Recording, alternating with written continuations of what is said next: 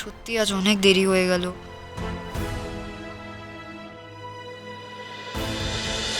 এই যে ডার্লিং নাজবন্তী, তুমি হোস্টেলে বলে রাখবে তোমার 9:30 বাজতে পারে। আরে বাবা 9:30? অত রাত আমি ফিরবো কি করে? আমি তো ওদিকে পথঘাটে চিনি না। চিনিস না তো চিনে নিবি। আজ বাদে কাল ডাক্তার হবি, পেশেন্ট দেখতে যেতে হবে, তখন বলবি ওরে বাবা রে আমি রাস্তাঘাট চিনি নে। আরে কিন্তু আমি আমি পারবো না, আমি সত্যি বলছি, আমি হারিয়ে যাব।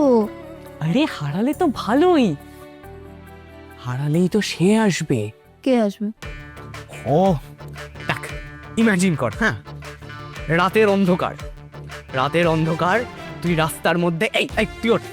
ও তুই ইমাজিন করছিস, এই যে রাস্তার মধ্যে তুই ড্যামসেল ইন ডিস্ট্রেসের মতো চিৎকার করছিস, বাঁচাও বাঁচাও বাঁচাও, এই যে ঠিক এইরকম। আর এমন সময় একটা হ্যান্ডসাম হিরো রাত্রির বেলা রাতের অন্ধকারের মধ্যে দিয়ে এই ধোঁয়া ঠেলে এগিয়ে আসছে তোর দিকে।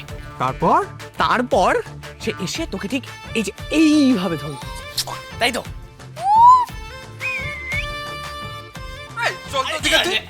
বিশ্বাস কর ওরম কিচ্ছুই হবে না। আমি হারিয়ে গেলে কলকাতার রাস্তায় ঘুরে ঘুরে মরবো। আমি পারবো না রে, তোরা আমাকে ছেড়ে দে, দয়া করে ছেড়ে দে। এই লাজবন্তী, আর ভাও খাস না। আজ তুই আমাদের পড়াতে যাচ্ছিস, তুই আমাদের হেল্প না করলে আমরা সবাই একযোগে ফেল করব। তুই কি সেটা চাস? আরে বাবা, আমি কি এমন পড়াবো যে আমি পড়ালে তোরা দলে দলে পাশ করে যাবি? তুই ধরে নে, আমরা সবাই পেশেন্ট আর তুই ডাক্তার। আমাদের কার্ডিওভাস্কুলার সিস্টেমের চ্যাপ্টার খুলে আমাদের সকলের মিনি হার্ট অ্যাটাক হয়ে গেছে, আর তুই আমাদের বাঁচাতে যাচ্ছিস। আসবি না লাজবন্তী? আমাদের বাঁচাতে আসবি না? আমরা কি ডাক্তার হব না? হব না আমরা ডাক্তার? আচ্ছা ঠিক আছে, আমি যদি ফোনে বোঝাই তাহলে। এই আর কি নাকি মারছিস কেন? তোর মতো এত বুদ্ধি যদি আমাদের হতো না তাহলে হয়েই যেত, বুঝলি তো? আর তুই সবসময় এই গ্রামের মেয়ে সরলা চিবোতে পারে না করলে এই হাব ভাবটা ছাড়। এই তুই বারবার গ্রামের কোটা দিবি না তো। আচ্ছা সরি। গ্রাম হলে আমি মাঝরাত্রিরেও ভয় পেতুম, এখন আমি অন্য কারণের জন্য বলছি। আমাদের সুপার ম্যাডাম খুবই রাগী, 9:30 হলেই ক্যাচ ক্যাচ করে সবার গলা কেটে দেয়। উফ, তুই সুপারকে বলবি, ম্যাডাম আমি সমাজ সেবা করতে যাচ্ছি,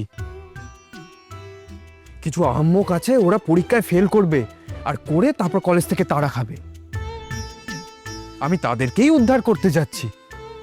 আপনার পেরানি কি দয়া নেই কো? তার মানে রাজবন্তী যাবে। হ্যাঁ আচ্ছা ঠিক আছে আমি যাব, কিন্তু 9:30টার মধ্যেই আমাকে ফিরতেই হবে, এটা তোরা মাথায় রাখিস। সেই দেরি হয়ে গেল, আবার হোস্টেলে ঢোকা নিয়ে ঝামেলা।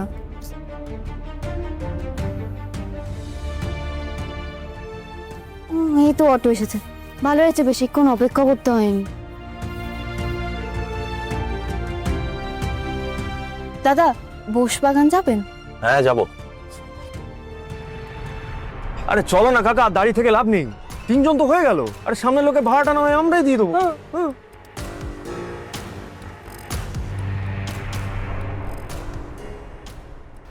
সত্যি আজ অনেক দেরি হয়ে গেল।